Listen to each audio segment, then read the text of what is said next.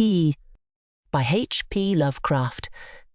I saw him on a sleepless night when I was walking desperately to save my soul and my vision. My coming to New York had been a mistake, for whereas I had looked for poignant wonder and inspiration in the teeming labyrinths of ancient streets that twist endlessly from forgotten courts and squares and waterfronts to courts and squares and waterfronts equally forgotten, and in the cyclopean modern towers and pinnacles that rise black Babylonian under waning moons, I had found instead only a sense of horror and oppression which threatened to master, paralyze, and annihilate me. The disillusion had been gradual. Coming for the first time upon the town, I had seen it in the sunset from a bridge majestic above its waters, its incredible peaks and pyramids rising flower-like and delicate from pools of violet mist to play with the flaming golden clouds and the first stars of evening. Then it had lighted up window by window above the shimmering tides, where lanterns nodded and glided and deep horns bade weird harmonies, and itself become a starry firmament of dream, redolent of fairy music, and one with the marvels of Carcassonne and Samarkand and El Dorado and all glorious and half-fabulous cities.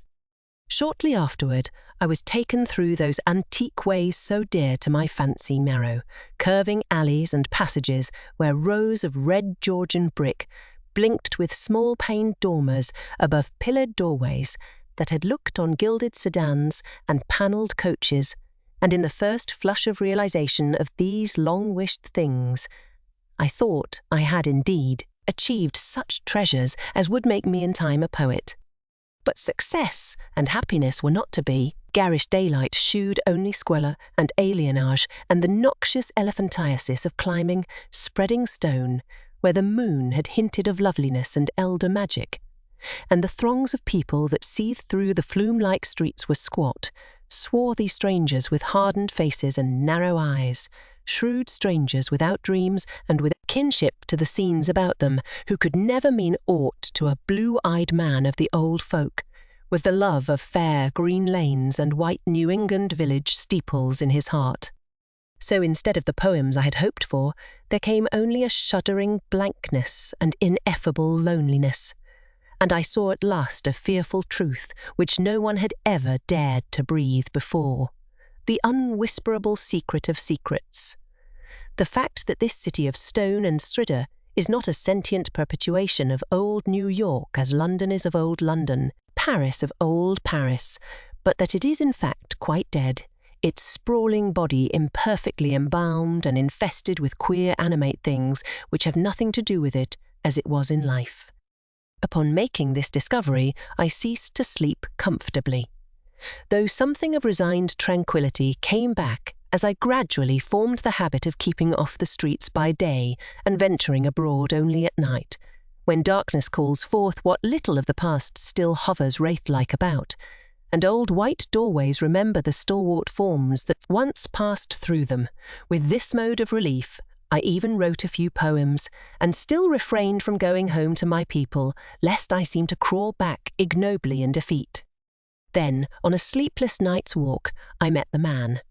It was in a grotesque hidden courtyard of the Greenwich section, for there in my ignorance I had settled, having heard of the place as the natural home of poets and artists. The archaic lanes and houses and unexpected bits of square and court had indeed delighted me, and when I found the poets and artists to be loud-voiced pretenders, whose quaintness is tinsel, and whose lives are a denial of all that pure beauty, which is poetry and art, I stayed on for love of these venerable things.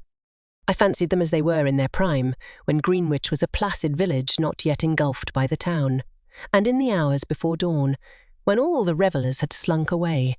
I used to wander alone among their cryptical windings and brood upon the curious arcana which generations must have deposited there. This kept my soul alive and gave me a few of those dreams and visions for which the poet far within me cried out. The man came upon me at about 2 one cloudy August morning as I was threading a series of detached courtyards, now accessible only through the unlighted hallways of intervening buildings, but once forming parts of a continuous network of picturesque alleys. I had heard of them by vague rumour and realised that they could not be upon any map of today. But the fact that they were forgotten only endeared them to me, so that I had sought them with twice my usual eagerness. Now that I had found them, my eagerness was again redoubled, for something in their arrangement dimly hinted that they might be only a few of many such, with dark, dumb counterparts wedged obscurely betwixt high blank walls and deserted rear tenements, or lurking lamplessly behind archways, unbetrayed by hordes of the foreign-speaking or guarded by furtive and uncommunicative artists whose practices do not invite publicity or the light of day. He spoke to me without invitation, noting my mood and glances as I studied certain knockered doorways above iron-railed steps, the pallid glow of traceried transoms feebly lighting my face. His own face was in shadow, and he wore a wide-brimmed hat which somehow blended perfectly with the out-of-date cloak he affected. But I was subtly disquieted even before he addressed me. His form was very slight, thin almost to cadaverousness, and his voice proved phenomenally soft and hollow, though not particularly deep.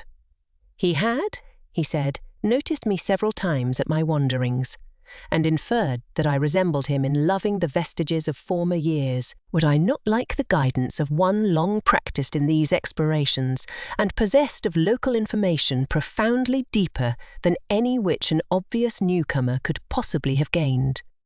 As he spoke, I caught a glimpse of his face in the yellow beam from a solitary attic window. It was a noble, even a handsome, elderly countenance, and bore the marks of a lineage and refinement unusual for the age and place. Yet some quality about it disturbed me almost as much as its features pleased me. Perhaps it was too white, or too expressionless, or too much out of keeping with the locality, to make me feel easy or comfortable. Nevertheless, I followed him, for in those dreary days my quest for antique beauty and mystery was all that I had to keep my soul alive, and I reckoned it a rare favour of fate to fall in with one whose kindred seekings seemed to have penetrated so much farther than mine.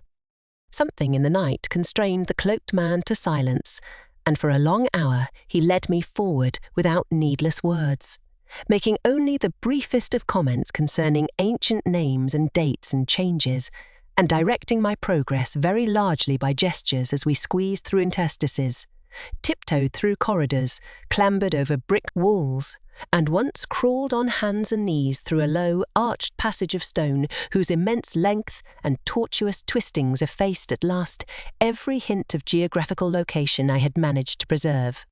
The things we saw were very old and marvellous, or at least they seemed so in the few straggling rays of light by which I viewed them, and I shall never forget the tottering Ionic columns and fluted pilasters and urn-headed iron fence posts and flaring linteled windows and decorative fanlights that appeared to grow quainter and stranger the deeper we advanced into this inexhaustible maze of unknown antiquity. We met no person, and as time passed the lighted windows became fewer and fewer. The street lights we first encountered had been of oil, and of the ancient lozenge pattern. Later I noticed some with candles, and at last, after traversing a horrible unlighted court where my guide had to lead with his gloved hand through total blackness to a narrow wooden gate in a high wall, we came upon a fragment of alley lit only by lanterns in front of every seventh house. Unbelievably colonial tin lanterns with conical tops and holes punched in the sides. This alley led steeply uphill, more steeply than I thought possible in this part of New York, and the upper end was blocked squarely by the ivy-clad wall of a private estate, beyond which I could see a pale cupola and the tops of trees waving against a vague lightness in the sky. In this wall was a small, low-arched gate of nail-studded black oak, which the man proceeded to unlock with a ponderous key. Leading me within, he steered a course in utter blackness over what seemed to be a gravel path, and finally up a flight of stone steps to the door of the house, which he unlocked and opened for me.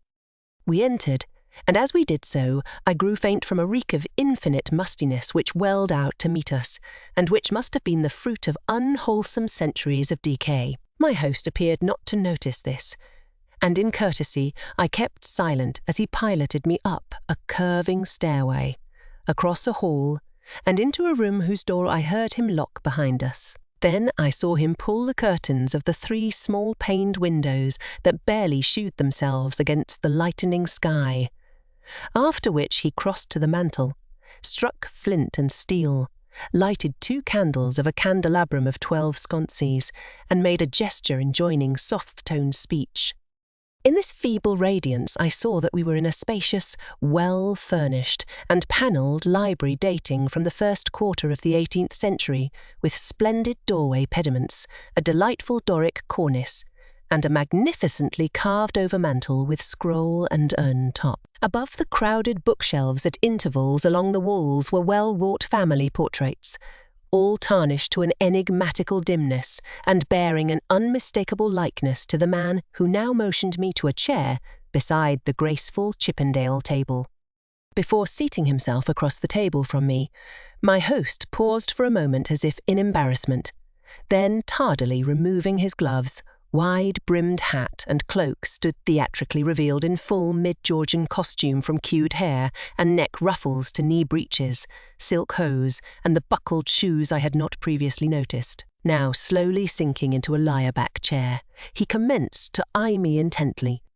Without his hat, he took on an aspect of extreme age which was scarcely visible before, and I wondered if this unperceived mark of singular longevity were not one of the sources of my original disquiet. When he spoke at length, his soft, hollow, and carefully muffled voice not infrequently quavered, and now and then I had great difficulty in following him as I listened with a thrill of amazement and half-disavowed alarm, which grew each instant.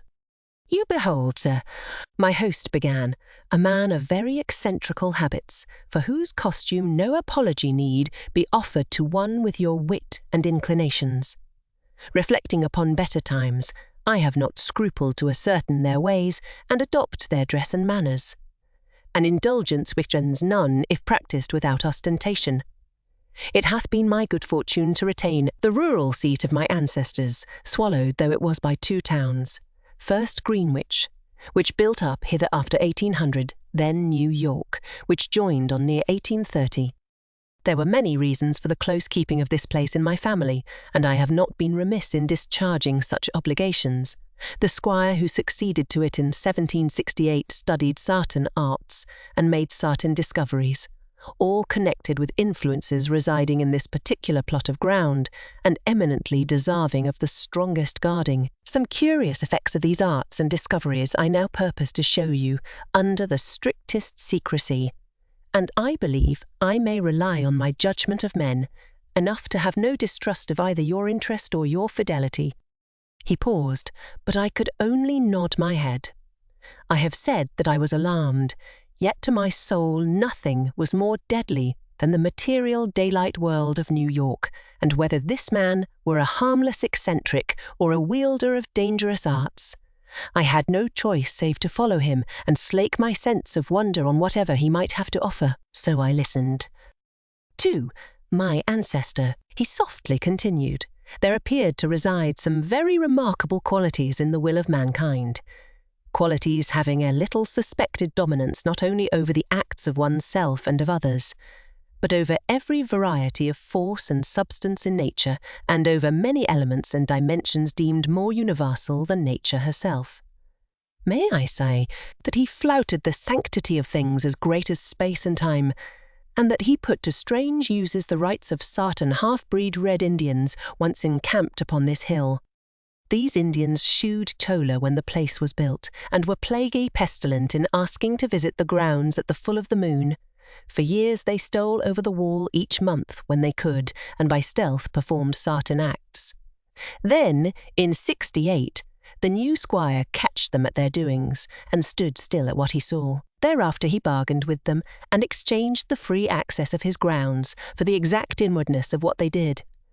Learning that their grandfathers got part of their custom from red ancestors, and part from an old Dutchman in the time of the States General. And pox on him, I'm afeard the squire must have sarved the monstrous bad rum, whether or not by intent, for a week after he learnt the secret he was the only man living that knew it. You, sir, are the first outsider to be told there is a secret, and split me if I'd have risked tampering that much with the powers, had ye not been so hot after bygone things.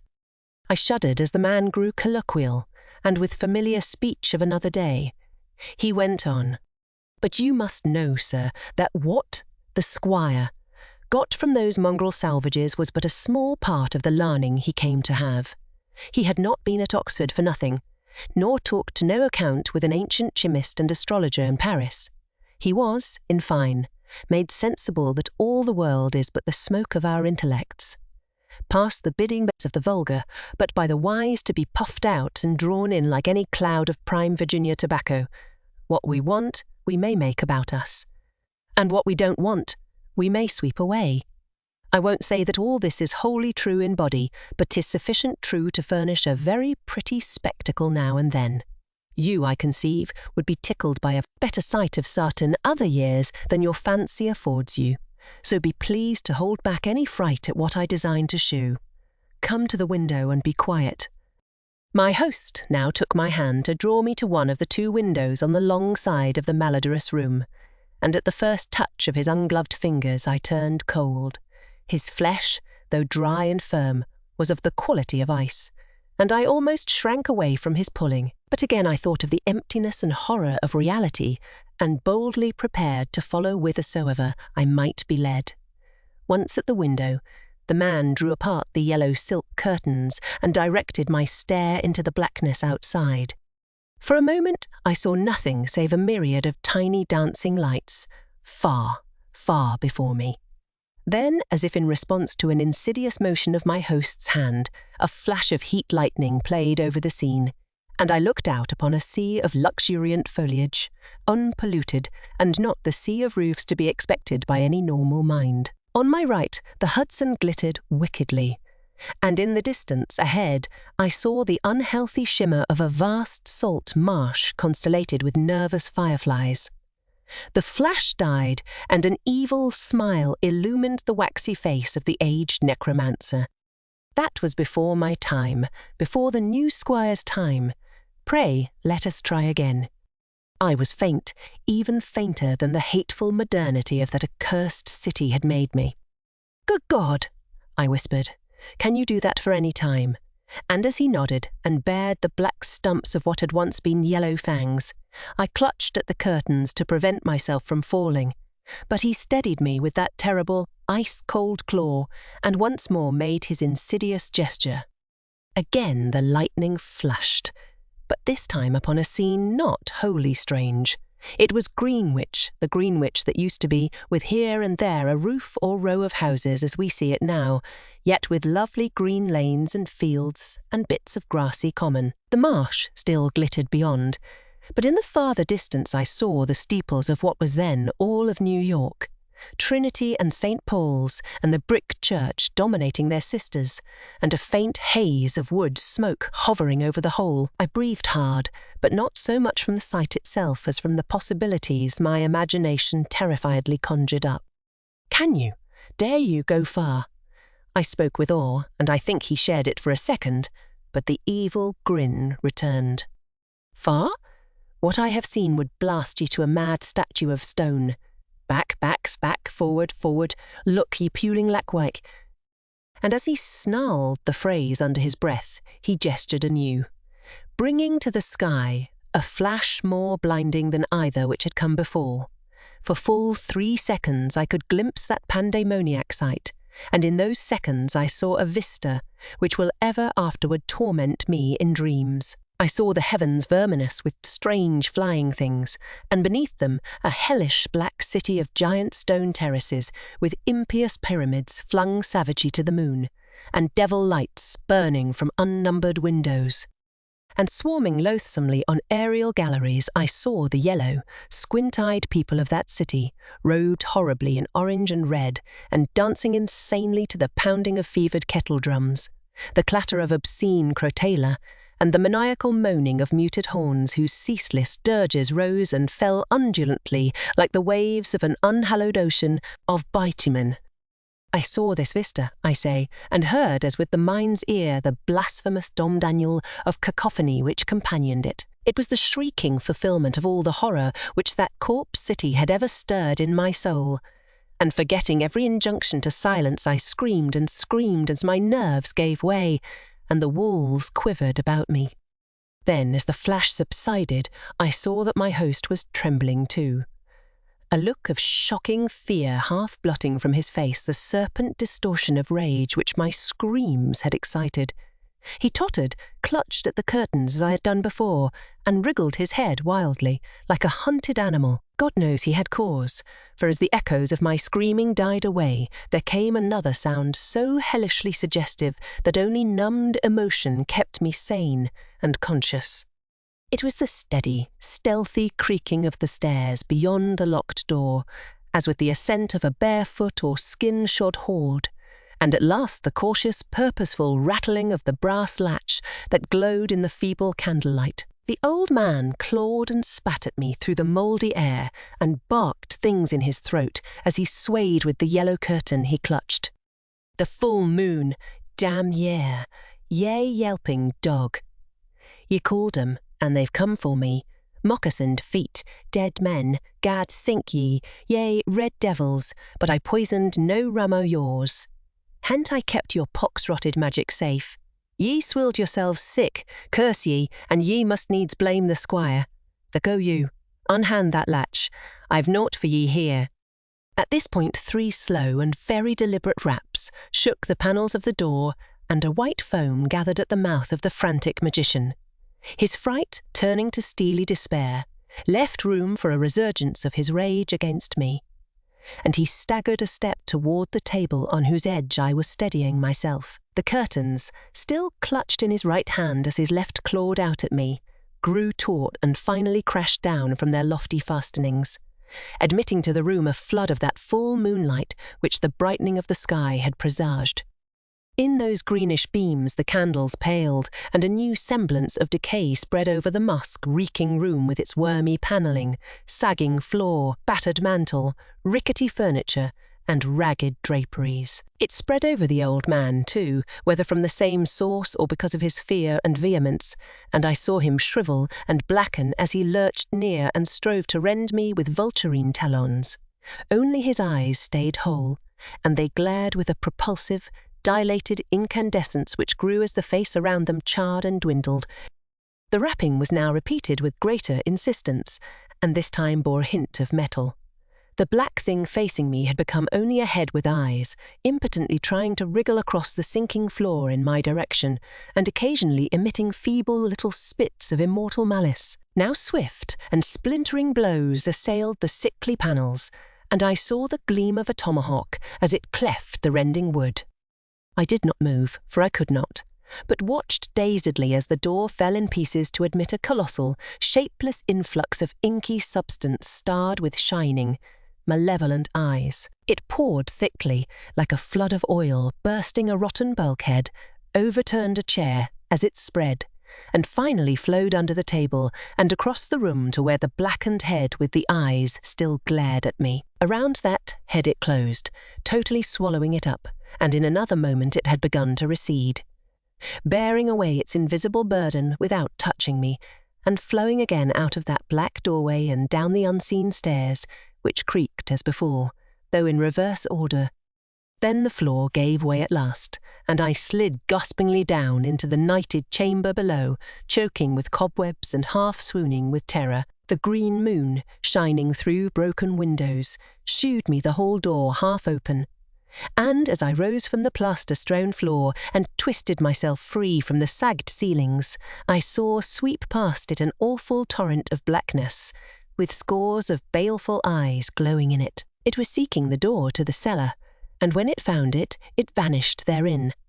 I now felt the floor of this lower room giving as that of the upper chamber had done, and once a crashing above had been followed by the fall past the west window of something which must have been the cupola.